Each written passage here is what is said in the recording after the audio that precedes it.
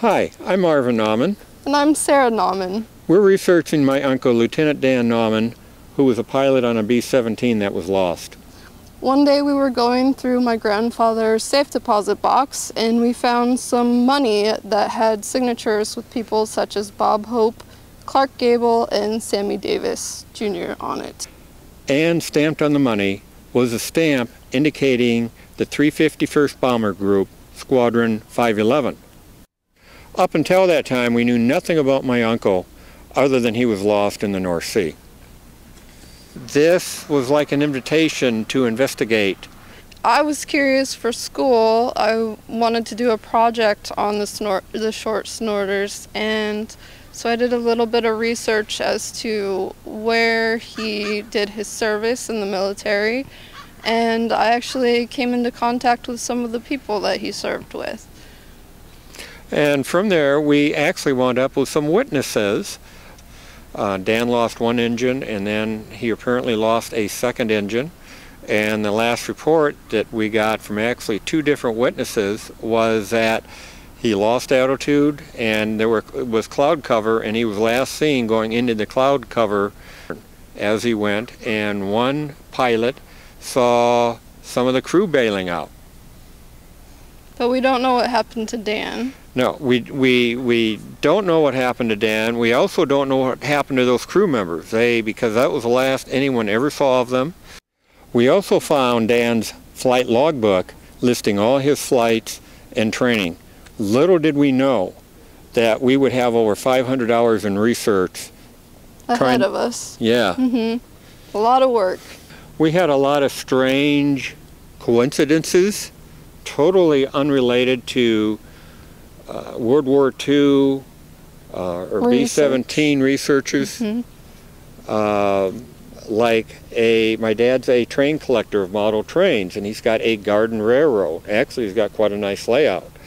And one day this lady, who had been researching her father, just on a whim, went to visit my dad's train collection. Totally unrelated to any kind of B-17 research. And as she's coming through the aisle with all these trains stacked in my dad's basement, she sees my uncle's photograph at the end of the row. And she stopped and looked at that and asked my dad about that. And then my dad explains to her that I'm researching his brother who was lost. And next thing I know, I'm getting a phone call from her. And we started comparing notes. Well, eventually she led to the researcher in the Netherlands who came up with the Flak report, and he's come up with actually a lot of stuff, and we've consulted with each other on various aspects to put some of these puzzle pieces into place. What we're looking to find out is witnesses to the plane crash and what happened.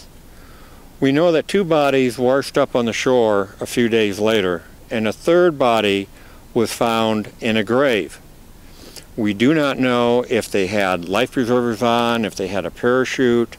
We're trying to determine, did they die from the crash, or maybe even from drowning, or were they already dead when they hit the water?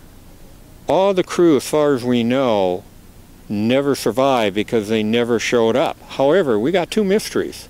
One is a watch from one of the crew members that was smuggled out through what they called the smuggler's back door. Now, this came about through an Army investigation into this incident. The watch was a very, very special watch that he had bought in a pawn shop, and it was a woman's watch, but it had a neat inscription on the back of it. So very unique. Only the underground would do something like this to let the family know that he was okay. And then we have the Montana ranch hand that showed up at his former place of work looking for the owner and looking for work. Well, the owner wasn't there, but he talked to the other ranch hands. Now again, the Army investigated all of this, and they could draw no conclusions at all.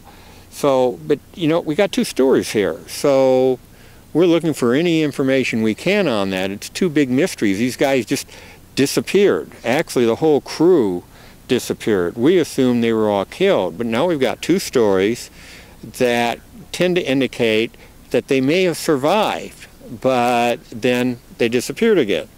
What we really need to find and are looking for is any information about anything to the B-17 on October 4th, 1943.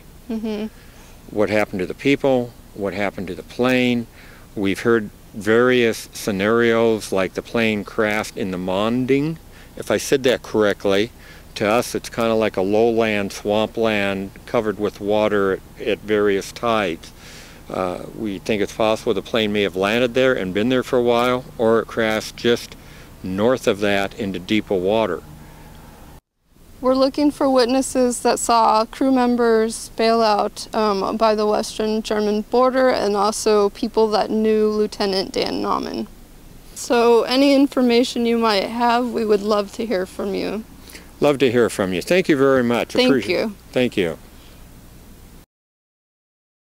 In our research, we connected with other researchers. And sometimes we connect with a researcher that would introduce us to another researcher that would introduce us to another researcher. And this all had to be done by introduction for some of these researchers. And sometimes we spent up to 18 months before we got to the researcher that we really needed. And one of those was a Dutch researcher who found the Flak Battery that shot my uncle down just 5 kilometers south of, actually southeast of Westerschelde. If I said that correctly. Norway?